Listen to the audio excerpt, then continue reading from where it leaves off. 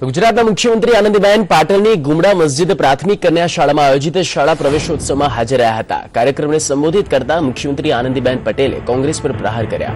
કોંગ્રેસને વળતો જવાબ આપતા આનંદીબેન પટેલે જણાવ્યું હતું કે શંકરસિંહ વાઘેલા માત્ર કોંગ્રેસની ચિંતા કરે, ભાજપની ચિંતા કરવાની જરૂર નથી। ભાજપની ચિંતા ભાજપના નેતાઓ કરશે। ગુરદાસ કામત પણ 2 વર્ષમાં કોઈ પરિવર્તન લાવી શક્યા નહીં, એમ પણ આનંદીબેને જણાવ્યું। આ કાર્યક્રમમાં આનંદીબેન દીકરીઓને 5,70,000ના વિદ્યાલક્ષ્મી બોન્ડ અર્પણ કર્યા હતા।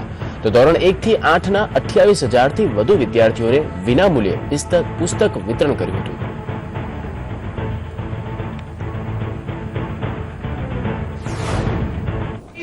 કશું આપી નથી શક્યા એવા લોકો એમ કહે છે કે આનંદીબેને રાજીનામું આપી દેવું જોઈએ સીએમ તરીકે। એવું છે।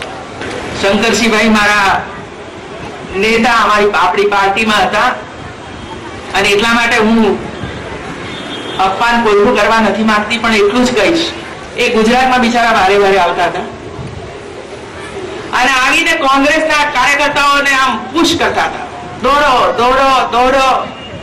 2-2.5 વર્ષ સુધી આ કામ એમણે કરતા રહ્યા, પણ કઈ ફેર ના પડે। આખરે ગુરુદાસ કામત પોતે જ રાજીનામું આપીને કોંગ્રેસ છોડી જતા રહ્યા।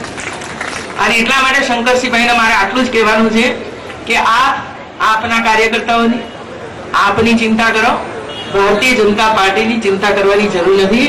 એ તો અમારી આ લાખોની જનતા અમારી સામે બેઠી છે, ચિંતા કરવા વાળી।